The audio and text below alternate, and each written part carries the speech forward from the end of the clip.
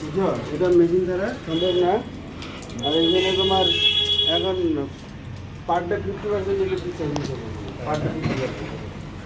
দেখো না। হ্যাঁ হ্যাঁ, এগুলো তো আমরা তো